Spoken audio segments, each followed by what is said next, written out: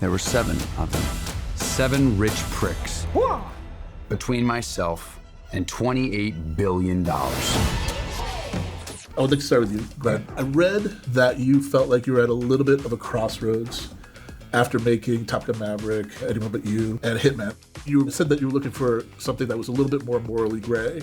What did you get to express by playing a bad guy? He's a very flawed human being. He's got flawed morals, a flawed prism in which he's seeing the world. And I think the fun part about that is playing a flawed character that you basically need to convince the audience to root for. That's just a fun thing for me to kind of go, okay, if you are gonna pull that off, it's like you really just have to, a lot of it is just commitment to the perspective of who this family is and how we all justify our point of view. And I thought that was really, really fun, is like just leaning hard into not judging his choices. But it is fun. And it's also a little nerve-wracking when you go into something like that, whether it's gonna work or not.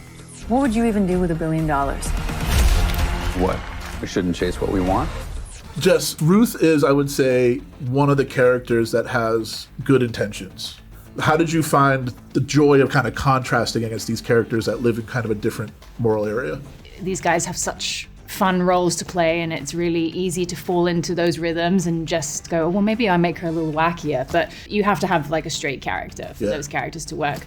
But for me, the challenge was like, okay, how do I make her not seem like a killjoy or like a goody two-shoes? How do I also make her seem like kind of charged and not just along for the ride? And she really is going on her own journey throughout the film. This one cares so much, and the amount of like thought she put into the research and all this stuff to make sure that you authentically buy into this. It's a love story for her. Yeah. It's a different kind of love story than things are just not adding up and not feeling right, but you have to buy into the love aspect of it for the audience to like be like, oh my God, run. This guy's like, you know what I mean? Yeah. You don't get out of here until you come clean.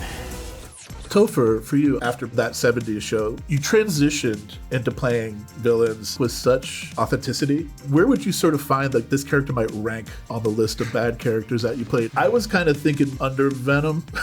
Maybe right under Venom. Thank you so much. It's a real compliment what you're saying. I mean, even though we're talking about bad guys, it's such a worry when you're lucky enough to be on something that's successful, that's a sitcom, is that you get to play that role for 8 years. Yeah. And then, oh no, do I have to play this role the rest of my life? Yeah. And I worked really hard to play different kind of characters and be seen in a different way. And some of them, right out the gate, were maybe a little too bad, a little too fast.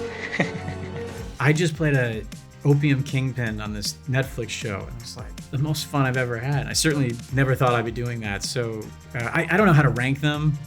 I mean, I would just put David Duke as the worst, but I do think it's more fun to play them than play good guys.